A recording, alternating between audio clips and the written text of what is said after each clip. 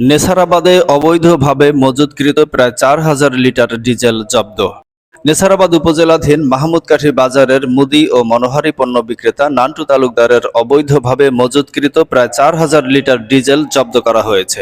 এনএসআইর গোপন সংবাদের ভিত্তিতে উপজেলা নির্বাহী অফিসার অমিত দত্ত ভ্রাম্যমাণ আদালত বসিয়ে ১০,০০০ টাকা জরিমানা ধার্য করেন এবং জব্দকৃত তেল বিক্রি করে টাকা রাষ্ট্রীয় কোষাগারে জমা করা হবে বলে নিশ্চিত করেছেন।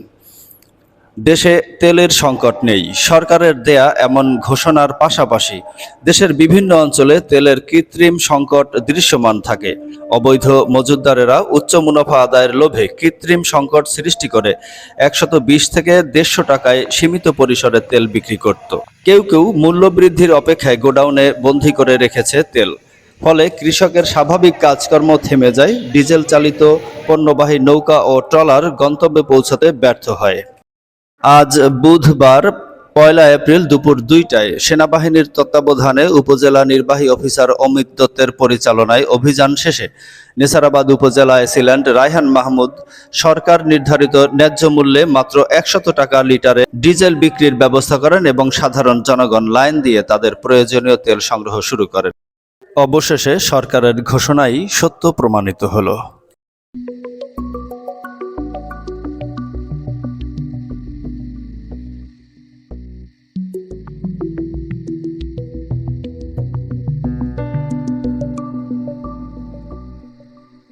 এই বর্তমান সরকারের যে উদ্যোগ নিয়েছে খুব সুন্দর উদ্যোগ নিয়েছে। কেউ মজুত রেখে দাম বাড়াইতে পারবে না, দুর্নীতি করতে পারবে না।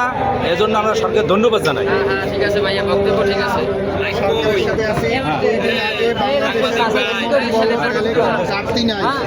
তার কথাটাই প্রমাণিত হইল। দেখেন, এভাবে যদি অবৈধভাবে তেলগুলো জব্দ করে তাহলে তৈল আসবে কোথা থেকে? প্রধানমন্ত্রীর কথাই বাস্তবায়ন হইল যে তৈলে কোনো ঘাটতি নাই, কিন্তু তৈল তো মজুতকারী গোডাউনে 18 ব্যারেল তৈল এখন সাধারণ মানুষের ভিতরে বিক্রি করার সিদ্ধান্ত নিয়েছে বাংলাদেশ সেনাবাহিনী।